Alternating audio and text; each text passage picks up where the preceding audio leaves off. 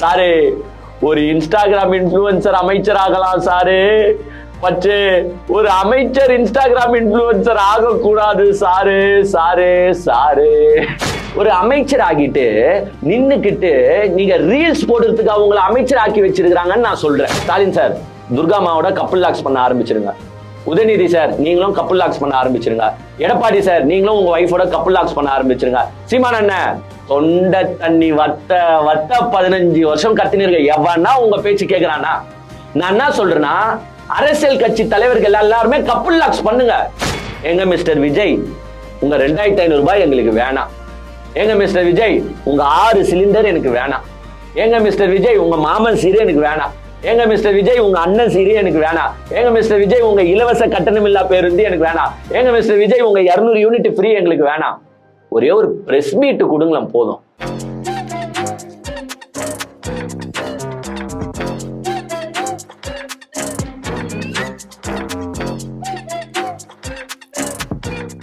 Full Moon sale காலை 9 மணியிலிருந்து இரவு 12 மணி வரை மே 31 ஒரு நாள் மட்டும். டயா பூஸ்டர் சுகரை கண்ட்ரோல் பண்ணும், உங்க ஆரோக்கியத்தை மீட்டு தரும். சர்க்கரையை கட்டுப்படுத்துறதுக்கான எளிமையான வழிமுறை, இயற்கையான வழிமுறை. அனைத்து மருந்து கடைகளிலும் கிடைக்கும். இந்த ஆட்சியில இந்த அமைச்சர்கள் பண்ற விஷயத்தெல்லாம் பார்த்தா நமக்கு பாக்கியராஜ் ஒரு படத்துல சொன்ன ஒரு காமெடி டைலாக் தாங்க பாத்தீங்கன்னா நம்மளுக்கு ஞாபகத்துக்கு வருது. அது காமெடி டைலாக் இல்ல, ஆக்சுவலா சீரியஸான டைலாக், ஒரு லவ்வருக்கான சென்டிமெண்ட் டைலாக். அதாவது பாக்கியராஜ் என்ன பண்ணுவாருன்னா உக்காந்துக்கிட்டு ஒரு புருஷன் கிட்ட சொல்லுவாரு, அதாவது தன்னுடைய லவ்வரோட புருஷன் கிட்ட சொல்லுவாரு. என்ன டைலாக் சொல்லுவாருன்னா, சாரு உந்தன் காதலி எந்தன் மனைவி ஆகலாம் சாரு, பச்சே உந்தன் மனைவி எந்தன் காதலி ஆக முடியாது சாரு. சாரு சாரு அப்படின்னு பாத்தீங்கன்னா பாக்கியராஜ் ஒரு ஃபீலிங்கா சொல்லுவாரு. அதை இப்ப தமிழ்நாட்டு அமைச்சர்களுக்கு நம்ம எப்படி வச்சு பார்க்கலாம்னு பாத்தீங்கன்னா, சாரு ஒரு இன்ஸ்டாகிராம் இன்ஃப்ளூயன்சர் அமைச்சர் ஆகலாம் சாரு, பட் ஒரு அமைச்சர் இன்ஸ்டாகிராம் இன்ஃப்ளூயன்சர் ஆகக்கூடாது சாரு. சாரு சாரு அப்படின்ற மாதிரிதான் பாத்தீங்கன்னா இப்போ பொறுப்பேற்றிருக்கிற அமைச்சர்ல பாதி பேர் பாத்தீங்கன்னா மக்களுக்காக கஷ்டப்பட்டு பல போராட்டங்களை முன்னெடுத்து நடத்தி மக்களுக்காகவே வாழ்ந்தவர்கள் தான் அமைச்சர்கள் ஆகியிருக்கிறாங்களான்னா கிடையாது. பாதி பேர் இன்ஸ்டாகிராம் இன்ஃப்ளூயன்சர், அதாவது ரீல்ஸ் போட்டுட்டு சுத்திட்டு திரிந்த இவர்கள் தான் இன்னைக்கு அமைச்சர் ஆகியிருக்காங்க. சரி, அமைச்சர் ஆயிட்டீங்க, மக்கள் உங்களுக்கு ஒரு வாய்ப்பு கொடுத்துருக்காங்க, மக்கள் பணி செய்வதற்காக உங்களை தேடி தேடி விசில் சின்னத்துக்கு ஓட்டு போட்டு உங்களை செலக்ட் பண்ணியே வச்சிருக்காங்கன்னு வச்சுப்போம். அமைச்சர் ஆயிட்டீங்களே, அப்ப என்ன பண்ணணும்? அமைச்சருக்கான வேலையை பார்க்கணும். ஆனா இவங்க என்ன பண்றாங்கன்னா திருப்பி அந்த இன்ஸ்டாகிராம் இன்ஃப்ளூயன்சருக்கான வேலையை தான் பார்த்துட்டு இருக்காங்க. உதாரணத்துக்கு முக்காவாசி அமைச்சர்கள் அப்படிதான் இருக்காங்க. நம்ம அதுல ஒரு சில அமைச்சர்களை பத்தி மட்டும் இப்ப பார்க்க போறோம். அதுல நம்பர் 1 பொசிஷன், அதாவது டாப் 10ன்னு நீங்க வரிசைப்படுத்தி எடுத்துட்டு போனாலும் நம்பர் 1 பொசிஷன் நான் எப்பவுமே யாருக்கும் விட்டு கொடுக்க மாட்டேன் அப்படின்ட்டு பாத்தீங்கன்னா நம்முடைய மாண்புமிகு அமைச்சர் கீர்த்தனா தான் அந்த நம்பர் 1 பொசிஷனை எப்பவுமே ஆக்கிபை பண்ணுவாங்க. உங்களுக்கே நல்லா தெரியும், எலெக்ஷனுக்கு முன்னாடி அவங்க எல்லாம் பாத்தீங்கன்னா ரீல்ஸை தெரிக்க விட்டாங்க. அப்படியே கேமராவை இப்படி ஜூம்ல வச்சு பெண்ணடிமை மிக்க ஆட்சி தேவையா தேவையா தேவையா அப்படின்னு பாத்தீங்கன்னா சவுண்ட் பலமா ஏத்தி எல்லா ஓட்டையும் வாங்கி வெற்றி பெற்றாங்க. அதுக்கப்புறமா இப்போ அமைச்சரான பிறகு ஒரே கேள்விதான் கேட்டாங்க, ஏங்க அந்த கோவை சூலூர்ல ஒரு 9 வயசு பொண்ணு செத்து போச்சேங்க, அதை ஒரு பெண்ணா நீங்க எப்படி பாக்குறீங்க அப்படின்னு கேட்டதுக்கு சிரிச்சுக்கிட்டே அட்மினிஸ்ட்ரேட்டிவ் கொஸ்டின் இருந்தா மட்டும் கேளுங்க. ஏன் அப்போ ரீல்ஸ் போடுற மாதிரி பேச வேண்டித்தானே, பவரா பேச வேண்டித்தானே? அப்போ என்ன பண்ணாங்கன்னா அட்மினிஸ்ட்ரேட்டிவ் கொஸ்டின்ஸ் மட்டும் கேளுங்க அப்படின்ட்டு தலை தெறிக்க ஓடி போயிட்டாங்க. ஓடி போயிட்டு அப்புறமா ஐயோ நம்ம மார்க்கெட்டு கம்மியான மாதிரி தெரியுதா, உடனே எதனா ரீல்ஸ் போடணும்டான்ட்டு என்ன பண்றாங்கன்னா ரீல்ஸ் போட ஆரம்பிச்சிட்டாங்க திருப்பியும்.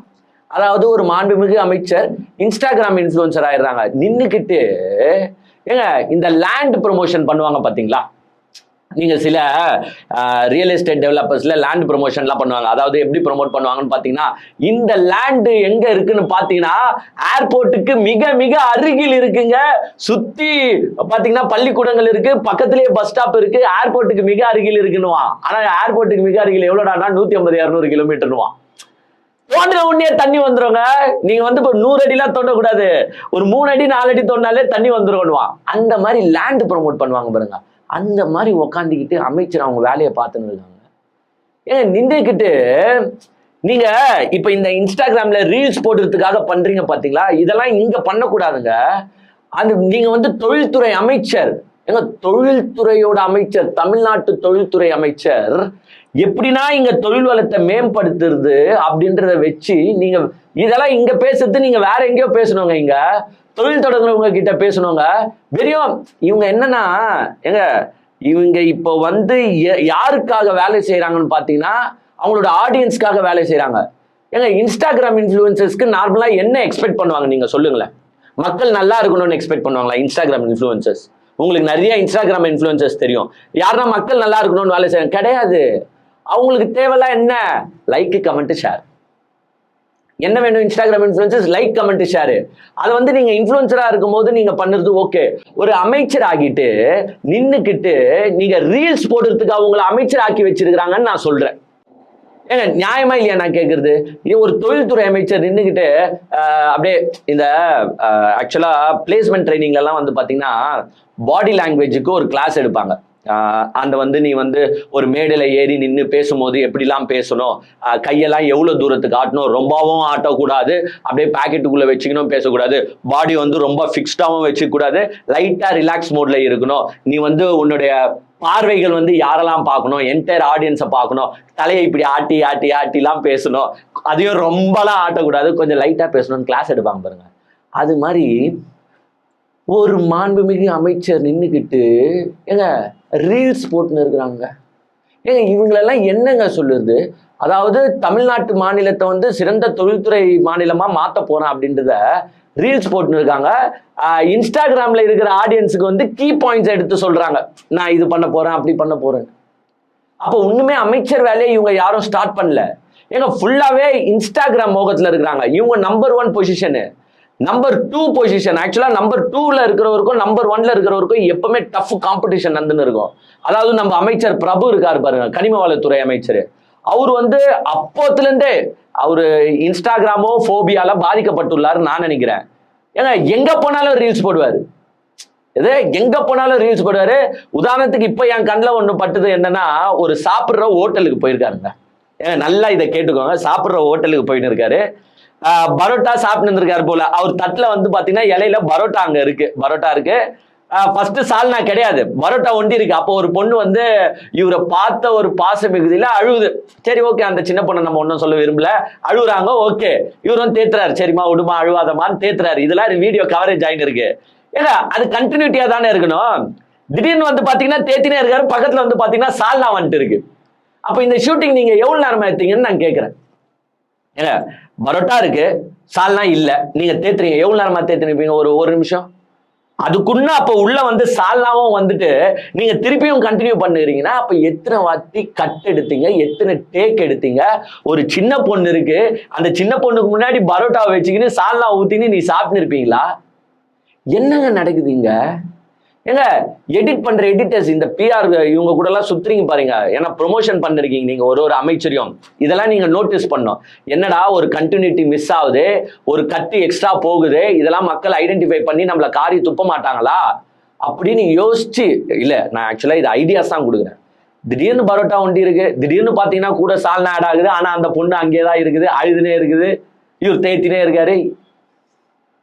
இப்படிதான் இவங்க ஆனா வந்து பாத்தீங்கன்னா மக்களோட பல்ஸை கேட்ச் பண்ணி வச்சுருக்காங்க. இதை வந்து கடந்த கால திமுக ஆட்சியோ இல்ல அதுக்கு முன்னாடி இருந்த அதிமுக ஆட்சியோ மக்களோட பல்ஸை கேட்ச் பண்ணல. இவங்க கரெக்டா கேட்ச் பண்ணி வச்சுக்கிட்டு, ஏண்டா நம்ம மக்கள் சேவை செய்யறோமோ இல்லையோ, இப்படி ஒரு 2-3 ரீல்ஸ் எடுத்து போட்டாலே போதும், நம்ம வாழ்க்கையை ஓட்டிடலாம், நம்மள வந்து மக்கள் இந்த ஜென்சி கிட்ஸ் எல்லாம் கவர்ந்துடலாம். ஏன்னா ஜென்சி கிட்ஸ் எல்லாம் கவர்ந்து போறதே இதை வச்சுதானே. பின்னாடி ஏதோ ரிசர்ச் இவன் என்ன நொட்டினா என்ன கிழிச்சான்னு பாக்குறது இல்ல. இந்த ஜென்சி கிட்ஸ் இன்ஸ்டாகிராம்ல தான் கெட்டு போறாங்க. குறிப்பா இந்த கப்புள் லாக்ஸை பத்தி நான் பேசியே ஆகணும். ஏன்னா இந்த கப்புள் லாக்ஸ் பண்ணிட்டு சில பேர் சுத்துறாங்க பாருங்க, அவங்களுக்குலாம் திடீர்னு பெரிய புளுத்தின்ற ஒரு நினைப்பு வந்துடும். எது நம்மளுக்கு கொஞ்சம் ஃபாலோவர்ஸ் வந்த உடனே அவங்களுக்கு வந்து ஆஹா இனிமே நம்ம தாண்டா ஒரு எம்எல்ஏ மினிஸ்ட்ரி ரேஞ்சுக்கு அரசியல்லாம் பேச ஆரம்பிச்சிருவாங்க. ஏங்க அரசியல் பேசலாம், அரசியல் அறிவு வாங்கிட்டு பேசணும். சும்மா பொதுவா ஏதோ நான் பாரு நான் கப்புள் லாக்ஸ் போட்டேன், எனக்கு ஃபாலோவர்ஸ் வந்துச்சு, நான் இனிமேட்டு அரசியல் பேச போறேன்டா அப்படின்ட்டு ஒருத்தரை ப்ரொமோட் பண்ணுது. அந்த ஒருத்தர் யாருன்னு தெரியும். இந்த கப்புள் லாக்ஸ் எல்லாருமே வேலை செஞ்சது யாருக்குன்னு பாத்தீங்கன்னா நம்மளுடைய விஜய்க்கு. அதாவது எல்லாருமே சொல்றாங்க ரூட்டு கிட்ட காசு வாங்கிட்டாங்க, அந்த மாஃபியா கும்பல் கிட்ட காசு வாங்கிட்டு தான் இவங்க பேசுறாங்க. வாங்கியிருக்கலாம். இப்ப சில பேர் வந்து கதறிட்டே இருக்கிறாங்க, நான் ரூட்டு கிட்ட காசு வாங்கல, யாரும் எனக்கு ₹1 தரல, அப்படி தந்திருந்தா இந்த சாமி என்ன தண்டிக்கிட்டோம் அப்படின்னு பெணாத்துறாங்க. ஆனா உக்காந்துக்கிட்டு விஜய ப்ரொமோட் பண்ணிட்டு உட்காந்துருந்தாங்க. இவங்களுக்கு எல்லாம் அரசியலை பத்தி என்ன தெரியும்? இவங்க கிட்ட போயிட்டு இந்த கப்புள் லாக்ஸ் பண்றாங்கல்ல, அரசியல் பேசுனாங்க பாருங்க, அவங்க கிட்ட போயிட்டு 2011 சிஎம் யாருப்பான்னு கேளுங்க, 2006 சிஎம் யாருப்பான்னு கேளுங்களேன். ஏங்க டிஎம்கே என்ன செஞ்சது, ஏடிஎம்கே என்ன செஞ்சதுன்னு கேளுங்க. தெரியாது, எதுவுமே தெரியாது. அவங்களுக்கு தெரிஞ்சதுலாம் காசை குத்துட்டாங்க, நாங்க விஜய ப்ரொமோட் பண்ணோம். என்ன மாதிரி ஒரு மன பிம்பம் இதை பாத்தீங்களா? ஆக்சுவலா நம்ம ஆட்களும் அதை லைக் பண்றாங்க. இந்த கப்புள் லாக்ஸ் எப்படி உள்ள வராங்க? இந்த புருஷன் அந்த பொண்டாட்டியை கலாய்ப்பான். எனக்கு கொஞ்சம் நினைச்சு பாருங்க, புருஷன் பொண்டாட்டியை கலாய்ப்பான், பொண்டாட்டி புருஷனை கலாய்ப்பான். அது சில பேர்லாம் வந்து ஒரு எக்ஸ்ட்ரீமை தாண்டி 18+ அளவுக்கு போயிடுறாங்கன்னு வச்சுக்கோங்க. சில பேர், எல்லாரையும் சொல்ல, சில பேர் போயிடுறாங்க. இதை நம்ம சமுதாயம் உட்காந்து ரசிச்சுன்னு இருக்கு. இது அவங்க புருஷன் பொண்டாட்டியை கலாய்ச்சின்னு அவங்க ஜாலியா போயிடுவாங்க. ஆனா இங்க சண்டை போட்டு இருக்கிறது யாருன்னு பாத்தீங்கன்னா வீட்டுல உட்காந்துக்கிற புருஷன் பொண்டாட்டி. ஏய் ஆமா என் பொண்டாட்டியை இப்படிதான் பண்ணுவான், ஏய் ஆமா என் புருஷனும் இப்படிதான் பண்ணுவான். எப்படி போயின்னு இருக்கு பாருங்க. இப்போ பாதி பேரு கல்யாணம் பண்றானுங்க பாத்தீங்களா? எதுக்கு கல்யாணம் பண்றானுங்கன்னா இந்த கப்புள் லாக்ஸ் போடுறதுக்கே கல்யாணம் பண்றாங்க பாதி பேர். என்னத்தை செய்யுதுங்க? ஏன்னா இந்த காலத்தையே வந்து மாத்தி வச்சிருக்கிறாங்க. ஏன்னா கப்புள் லாக்ஸ் பண்றவங்களோ இல்ல இந்த இன்ஸ்டாகிராம் இன்ஃப்ளூயன்சர்ஸோ நார்மலா ஒரு ப்ராடக்டை ப்ரொமோட் பண்றவங்க, அவ்வளவுதான் அவங்க. ஏங்க ஃபர்ஸ்ட் சும்மா காமெடிக்கு ரீல்ஸ் போட்டு இருப்பாங்க, அப்புறமா என்ன பண்ணுவாங்கன்னா ஒரு ப்ராடக்ட்டை உள்ள எடுத்துன்னு வருவாங்க. ஒரு ப்ராடக்ட்டை உள்ள எடுத்துன்னு வந்து இதை நாங்க யூஸ் பண்ணோம், அருமையா இருந்துச்சு ஃப்ரெண்ட்ஸ். ஆனா அந்த ப்ராடக்ட் அவன் யூஸ் பண்ணிருக்க மாட்டானா, யூஸ் பண்ணிருப்பானான்னு தெரியாது. நீங்களே நிறைய நியூஸ் சேனல்ல பாத்திருப்பீங்க, இந்த பெட் மேட்ரஸ் இதெல்லாம் ப்ரொமோட் பண்ணி அந்த பெட் நல்லா இல்ல, மேட்ரஸ் நல்லா இல்லைன்ட்டு அசிங்கப்பட்டு போனதெல்லாம் உங்களுக்கு நல்லாவே அந்த மாதிரி ஒரு ப்ராடக்டை ப்ரொமோஷன் பண்றீங்க. சரி ஓகே, அதால எல்லாருமே நஷ்டம் அட போறது இல்ல. ஆனா அரசியல் அறிவே இல்லாம நீங்களா என்னத்தை அரசியலை ப்ரொமோட் பண்றீங்க? ஏங்க இப்போ ஒண்ணு சொல்லிக்கிறேன், ஏங்க பொலிட்டிக்கலா நம்ம வந்து காலத்துக்கும் பொலிட்டிக்கல் பேசினிருக்கோம். இன்னைக்கு ஆட்சியில இருந்தாலும் சரி, ஆட்சியில இல்லைனாலும் சரி, இந்த மக்களுக்காக எப்பவுமே குரல் கொடுத்திருக்கிறவங்க பொலிட்டிக்கல் பேசுறவங்க. இப்போ இந்த இன்ஸ்டாகிராம் இன்ஃப்ளூயன்சர்ஸ் வந்தாங்களே, சில கப்புள் லாகர்ஸும் இந்த மதன் கௌரி இது மாதிரி A2D இந்த மாதிரி நிறைய பேர் இருக்காங்க இன்ஸ்டாகிராம் இன்ஃப்ளூயன்சர்ஸ் வந்தாங்க, விஜயை ப்ரொமோட் பண்ணி விட்டாங்க, இன்னைக்கு ஆளுங்கட்சியில உட்கார வச்சுட்டாங்க. சரி வந்து பேச வேண்டியதானே. இப்ப என்னென்ன பிரச்சனை நடந்துன்னு இருக்கு? யாருன்னா இந்த கப்புள் லாகர்ஸும் இந்த இன்ஸ்டாகிராம் இன்ஃப்ளூயன்சர்ஸ் விஜய்க்கு சப்போர்ட் பண்ண யாருன்னா ஒருத்தர், கோவை சூலூர்ல 9 வயசு பொண்ணு எங்க சும்மா சாவுல எடுத்துட்டு போயிட்டு பாலியல் வன்கொடுமை செஞ்சு மூஞ்சி செதஞ்சு கழுத்து திரும்பி வாய் உடைஞ்சு ஒரு பொண்ணு செத்து போனாலே, சின்ன பொண்ணு. இந்த கப்புள் லாகர்ஸோ இந்த இன்ஸ்டாகிராம் இன்ஃப்ளூயன்சர்ஸோ இந்த மதன் கௌரியோ யாருன்னா ஒருத்தர் பேசுனாங்களா? பேச மாட்டாங்க. ஏன்னா அவங்க வந்த வேலை முடிஞ்சிருச்சு. வந்தோம், துட்டு ஏதோ வாங்கணும், ப்ரொமோஷன் பண்ணோம், இன்னைக்கு யார் செத்தா நம்மளுக்கு என்ன, போயிடுவாங்க. அவங்க வேலையை பார்த்துன்னு போயிடுவாங்க. யூடியூப்ல வீடியோ போடுவாங்க, எதனா ப்ராடக்டை ப்ரொமோட் பண்ணுவாங்க, அவங்க லட்சாதிபதி ஆயின்னு போவாங்க. ஆனா இன்னைக்கு தமிழ்நாடு சுடுகாட நோக்கி போகும். சோ இதுதான் இவங்களோட இதே. என்னன்னா இது நம்ம ஆட்களை தப்பு சொல்லணுங்க, நம்ம சமுதாயம் அப்படி மாறி போச்சு. எவனா ஒருத்தனுக்கு எதுனா தெரியுமா தெரியாதான்ல, அவனை நம்ம ஒரு போன்ல பார்த்துட்டுனா அவன் வந்து ஹீரோ ரேஞ்சு. ஏங்க வாட்டர் மெலன் ஸ்டாரை தூக்கி கொண்டாடின ஊருங்க இது. எது வாட்டர் மெலன் ஸ்டார் திவாகருக்கு இப்ப எவ்வளவு ஃபேன் தெரியுமா? அப்ப பாத்துக்கோங்க நம்ம சமுதாயம் எங்க போய். நான் வந்து ஸ்டாலின் சார் மத்த எல்லாருக்கும் ஒரு அட்வைஸ் பண்ணலான்னு இருக்கேன். இப்போ வந்து மக்கள் லைக் பண்ணது கப்புள் லாக்ஸ் தான். ஸோ நான் என்ன சொல்றேன்னா, ஸ்டாலின் சார் துர்காமாவோட கப்புள் லாக்ஸ் பண்ண ஆரம்பிச்சிருங்க. உதயநிதி சார் நீங்களும் கப்புள் லாக்ஸ் பண்ண ஆரம்பிச்சிருங்க. எடப்பாடி சார் நீங்களும் உங்க ஒய்ஃபோட கப்புள் லாக்ஸ் பண்ண ஆரம்பிச்சிருங்க. சீமான் அண்ணன் தொண்டை தண்ணி வத்த 15 வருஷம் கத்தினிருக்க, எவனா உங்க பேச்சு கேட்கிறானா? நான் என்ன சொல்றேன்னா, அரசியல் கட்சி தலைவர்கள் எல்லாருமே கப்புள் லாக்ஸ் பண்ணுங்க. ஏன்னா அப்பதான் நம்ம சமுதாயம் பார்க்கும், அப்பதான் லைக் பண்ணுவான். நீங்க தொண்டை தண்ணி வத்த இந்த மக்களுக்காக, இந்த தமிழ்நாட்டு மக்களுக்காக கத்துனீங்கன்னா ஒரு பையன் உங்களை சீண்ட மாட்டான். எல்லா அரசியல் கட்சி தலைவர்களையும் சொல்றேன், சீண்ட மாட்டான். கப்புள் லாக்ஸ் பண்ணீங்கன்னா நீங்க சொல்றத கேட்பான். ஏன்னா அப்படிதான் மாறி போயிருக்குது. அந்த கப்புள் லாகர்ஸும் அந்த இன்ஸ்டாகிராம் இன்ஃப்ளூயன்சர்ஸும் சேர்ந்துதான் இன்னைக்கு சூப்பரான ஆட்சியை தமிழ்நாட்டில் உட்கார வச்சிருக்கிறாங்க. என்ன மாதிரி ஆச்சுன்னு பாத்தீங்கன்னா, ஒரு டெல்லிக்கு போன முதலமைச்சர், ஏங்க இது கேட்டா தப்பாங்க, ஏங்க டெல்லிக்கு போனவரு வெளியில வரும்போது ஒரே ஒரு பிரஸ் மீட் தானேங்க. ஏங்க பிரஸ் மீட்ல உங்களை அவன் கேள்விக்கு மேல கேள்வி கேட்க போறது இல்ல. ஏங்க டெல்லிக்கு வந்திருக்கிறேன், பிரதம மந்திரியை பார்த்தேன், நம்ம தமிழ்நாட்டுக்கு என்னென்ன வேணுமோ அவர்கிட்ட கேட்டு இருக்கிறாங்க, கொடுக்க சொல்லி வேண்டி இருக்கிறாங்க, அவ்வளவுதான், முடிஞ்சு போச்சு.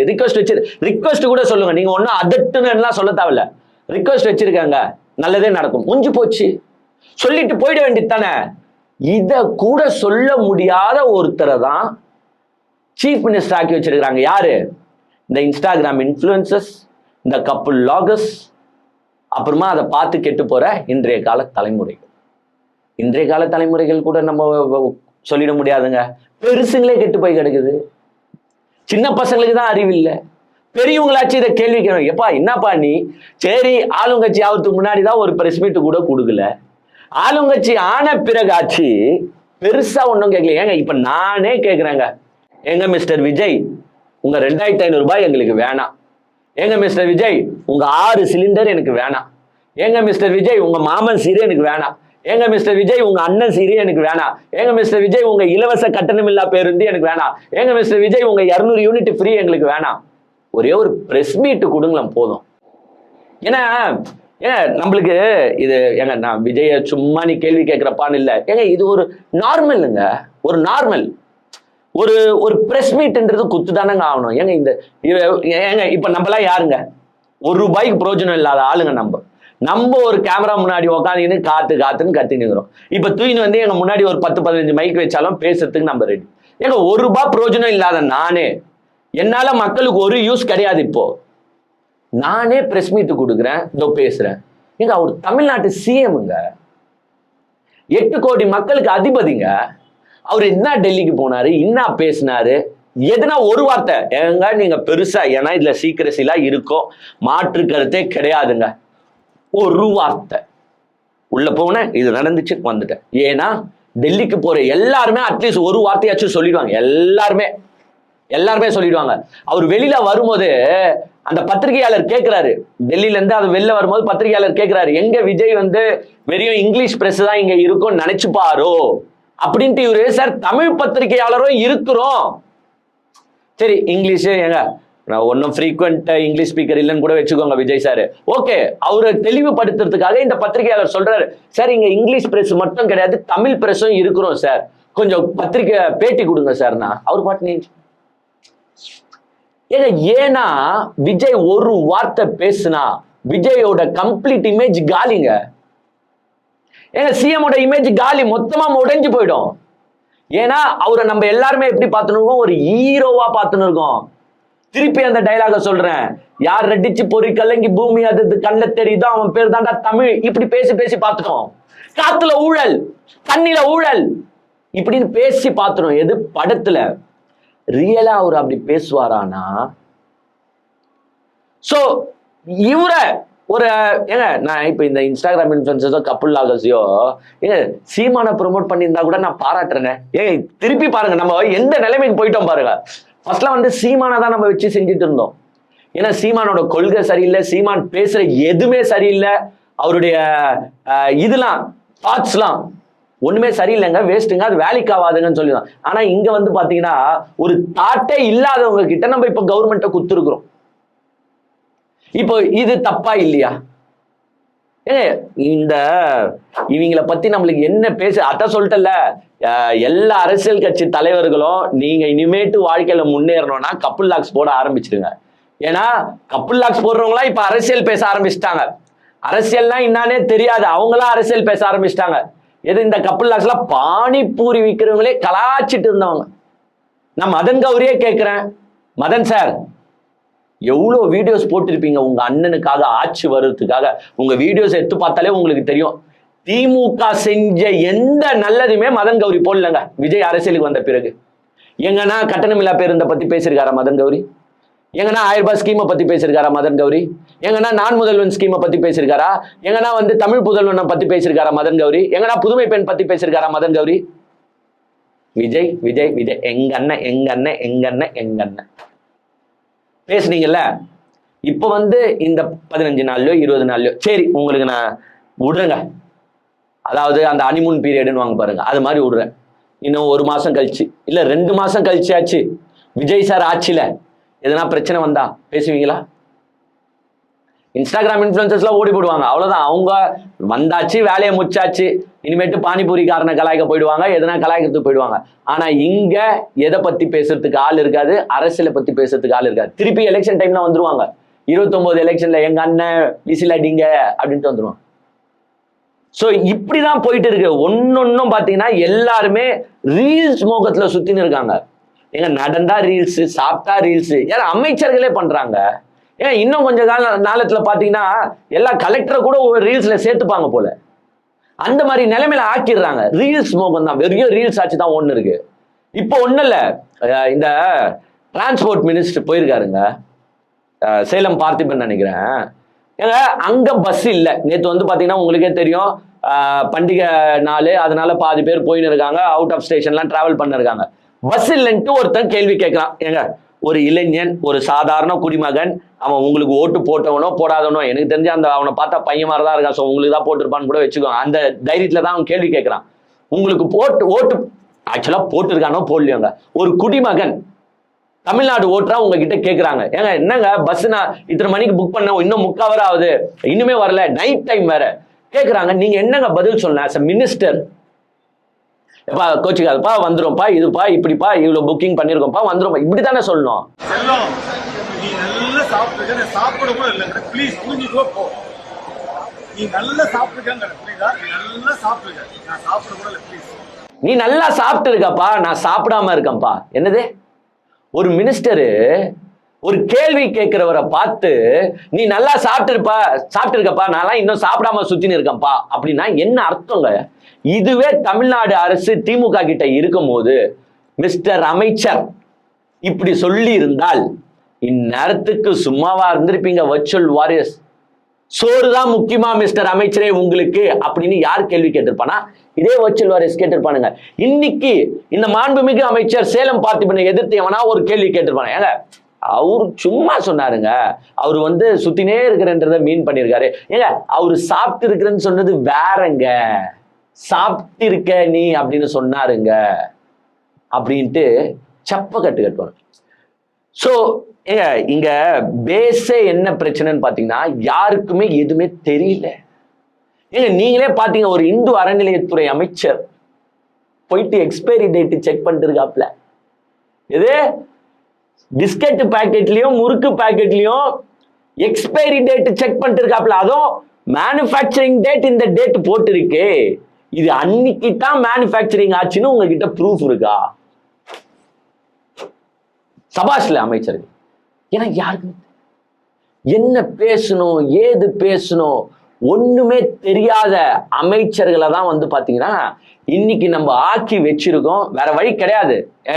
எப்படி இருந்தாலும் 5 வருஷம் நம்ம இதை சகிச்சுட்டு தான் ஆகணும். நீங்க எல்லாம் மனசுல நினைக்கிறது எனக்கு தெரியுது, எப்பா 20 நாளே தாங்க முடியலடா, 365 × 5 போட்டாலே கிட்டத்தட்ட 300 × 5 போட்டாலே 1500 டேஸ்ரா, எப்படா தாங்குறது அப்படின்னு நினைக்கிறீங்க.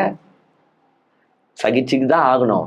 இந்த அமைச்சர் இப்ப பாத்துங்க, டிரான்ஸ்போர்ட் ஏங்க நேத்துலாம் பண்டிகைன்னா பக்ரீத் நினைக்கிறேன், அதெல்லாம் சின்ன பண்டிகைங்க.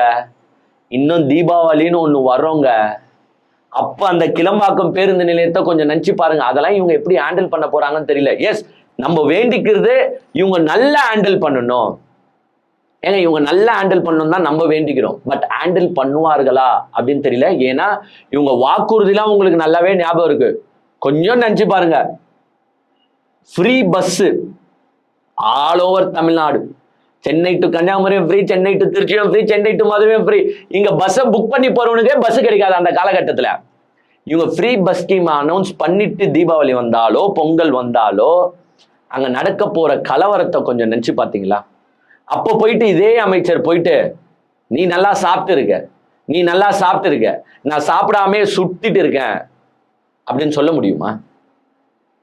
சோ இதெல்லாம் என்னன்னா நடப்பதெல்லாம் நன்மைக்கு, நல்லதே நடக்கும் அப்படின்றதுதான் நம்ம நினைச்சுக்கணும். ஏன்னா இவங்க கிட்ட ஆட்சியை கொடுத்துருக்கோம், இவங்க என்ன பண்றாங்கன்னு மக்களும் பார்த்துட்டு தானே இருக்காங்க. ஏங்க தொடர் மின்வெட்டுங்க, கண்டினியூஸா எல்லா இடத்துலயும் கரண்ட் கட் ஆகுது. எல்லா இடத்துலயும், அதுவும் அடிக்கிற வெயில்ல சில பேர் வீடியோஸ் போட்டுறதே நான் பார்த்துட்டேன். மிஸ்டர் விஜய் சார், எனக்கு உங்க 200 யூனிட் ஃப்ரீயே தேவையில்ல, எனக்கு கரண்ட்டை குத்தா போதும் ஐயா, கட் பண்ணாம கரண்ட்டை கொடுங்க விஜய் சார், அது போதும் அப்படின்ட்டு எல்லாருமே பேச ஆரம்பிச்சிட்டாங்க எல்லா இடத்துலயும். ஏன்னா அந்த அளவுக்கு கரண்ட் ஏங்க, அது ஆக்சுவலா கரண்ட் கட்ல இருக்கிறவங்களுக்கு தான் தெரியும். அப்படி ஒரு நிமிஷம் கரண்ட் கட் ஆச்சுன்னா வீட்டுக்குள்ள இருக்க முடியல. இதுவும் பெரியவங்கன்னா வெளில வந்து நின்னுப்பாங்க, காத்தோட்டமா. குழந்தைங்களை நினைச்சு பாருங்க, கை குழந்தைங்களை வச்சுட்டு இருப்பாங்க, அவங்க நிலைமையெல்லாம் நினைச்சு பாருங்க, ரொம்ப பாவம். ஏன்னா குழந்தையும் தூங்காது, பேரண்ட்ஸ்க்கும் அது ரெஸ்ட்லெஸ் ஆகிடும். ஸோ இவ்வளவு பிரச்சனைகள் இங்க தமிழ்நாட்டில் போயிட்டு இருக்கு. ஆனா இது வரைக்கும் இவங்க அமைச்சர்கள் வந்து ரீல்ஸ் போடுறதுல தான் பிஸியா இருக்காங்க. நம்ம எல்லா அமைச்சர்களையும் எடுத்துக்கோங்க, கீர்த்தனா அமைச்சருக்கும் நம்ம பிரபு சாருக்கும் தான் அப்படியே ஒரு காம்படிஷன் போயிட்டு இருக்கு. யாரு நம்பர் 1 பொசிஷன் ஆக்கியூபை பண்ணுறதுன்னு காம்படிஷன் போயிட்டு இருக்கு. நடுவில் சில பேர் டேய் நான் தாண்டா நம்பர் 1 பிடிப்பேன், நான் தாண்டா நம்பர் 1 பிடிப்பேன்ட்டு உள்ள வந்துட்டு போயின்னு இருக்காங்களே தவிர்த்து இந்த தமிழ்நாடு எதை நோக்கி போக போகுதுன்னு எனக்கு தெரியல. நான் என்ன சொல்றேன்னா, ஃபைனலா எனக்கு ஒன்னே வந்தாங்க, ஏங்க அரசியல் பேசக்கூடாதுன்னு நம்ம யாரையும் சொல்ல. Yes of course it's every once right, அரசியல் பேசுறது இட்ஸ் எவ்ரி ஒன்ஸ் ரைட். அது இன்ஸ்டாகிராம் இன்ஃப்ளூயன்சரா இருக்கட்டும், கப்புள் லாகர்ஸா இருக்கட்டும், யார் வேணாலும். ஏங்க திமுகவை சப்போர்ட் பண்ணி பேசலன்னா நீங்க கெட்டவங்கன்றதெல்லாம் கிடையாது, நீங்க நல்லவங்க தான். எதா இருந்தாலும் ஆராய்ஞ்சிட்டு பேசணும், அரசியலை கண்டினியூஸா பேசணும். இப்போ ஏன்னா அரசியல்ன்றது வந்து நீங்க உங்களுக்கு ஆசைப்பட்ட உணவை பேசிட்டு நீங்க விலகி போறது கிடையாது. அரசியல் எல்லாத்தையும் எடுத்து பேசணும், அதுதான் அரசியல். இன்னைக்கு நீங்க விஜய்க்கு ஆதரவு பண்ணிருக்கீங்களே, விஜய்க்கு வந்து சப்போர்ட் பண்ணி அவர் ஓட்டு போட்டு ஜெயிக்க வச்சிட்டீங்க. அப்போ அரசியலை கண்டினியூட்டி பண்ணுங்க, இன்னும் இந்த 5 வருஷத்துக்கு அரசியல் பேசுங்க. விஜய் சார் நல்லது பண்றதா அதையும் எடுத்து பேசுங்க, விஜய் சார் கெட்டது பண்றதா அதையும் எடுத்து பேசுங்க, ஒன்றும் தப்பு கிடையாது. ஆனா அரசியல் அறிவே இல்லாம ஏங்க, இப்போ ஒரு நம்ம ஏன் வந்து குழந்தைகள் கேட்ட உடனே ஏன் பேரண்ட்ஸ் ஓட்டு போறீங்கன்னு ஏன் நம்ம கேட்கணும்னா, குழந்தைங்களுக்கு அந்த மெச்சூரிட்டி இருக்காது. ஓட்டுனா என்ன, அதோட பவர் என்னன்னு அவங்களுக்கு தெரியாது. அதை கேட்டுட்டுலாம் நீங்க பேரண்ட்ஸ் ஓட்டு போடுவீங்களா அப்படின்னு தான் நம்ம கேள்வி கேட்கிறோம். அதே மாதிரிதான் இந்த இன்ஸ்டாகிராம் இன்ஃப்ளூயன்சர்ஸோ கப்புள் லாக்ஸ் பண்றவங்களோ, இவங்களுக்குலாம் இந்த அரசியல் அறிவு இருந்து இவங்க பேசினால் நான் வரவேற்கிறேன். ஆனா அதை பத்தியும் என்னன்னு தெரியாம யாருன்னா காசு கொடுத்தாங்களோ ஏதோன்ட்டு எதையோ ஒன்றுத்த ப்ரொமோட் பண்ணி நீங்க தமிழ்நாட்டை சீரழிச்சிட்டா அது எப்படி?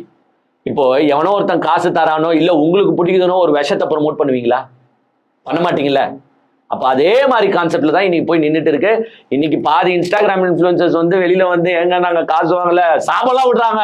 சில பேரு நான் பாக்குற ஒரு கப்புள் ஆகிற வந்து சாபெல்லாம் விடுறாரு, இப்படி பேசுவீங்கன்னா நீங்களாம் நல்லாவே இருக்க மாட்டீங்க அப்படின்ற அளவுக்கு சாபம் விட்டுக்கிறாப்புல. ஏன்னா அவங்களுக்கு அவங்க மனசாட்சி குத்துது போல, வேற என்ன செய்யுது?